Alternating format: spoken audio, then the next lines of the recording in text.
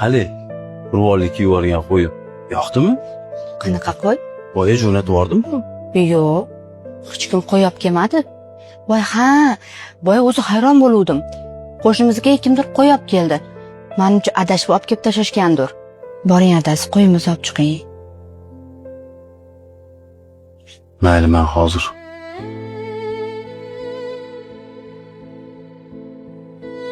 Qo'shni, kim bor? Keling. Assalomu alaykum. Qo'shni, yaxshimisiz? Ha, qo'shni. Bugun xursandsiz? Alloh mehribonchiligini ko'rmaysizmi? Uyimizga anchadan beri go'sht kirmasdi. Bugun bir saxiy inson ismini ham aytmasdan qo'y hadya qilib jo'natib yuboribdi. Bolalarning xursandchiligini ko'rmaysizmi? Kiring uyga bir yaxshi ovqat qilib gaplashib o'tiramiz. Xudo xolisa keyingi safar. Xo'p, mayli, chiqinglar. Adasi, nima bo'ldi? Nega qo'y olib kelmadingiz?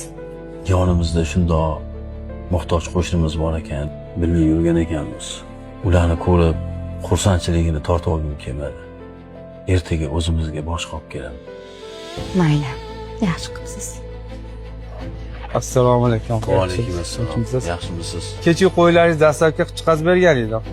Yuborgan qo'yingiz juda ham joyiga, o'rniga boribdi.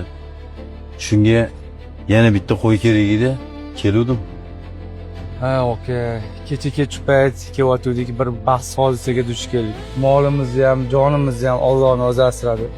Shuni shukronasiga ertalab kelgan birinchi xaridorimizga Allohning yo'lida bir qo'y niyat qildim. Shu qo'y sizga nasib. Subhanalloh. Alloh bunchalar mehribonsan. Saxovatpesha insonlarni o'z panohida asrab, o'zi qo'llab-quvvatlab yuraversin. Qadrdonlarim, Qurbon hayiti barchamizga muborak va xayrli bo'lsin.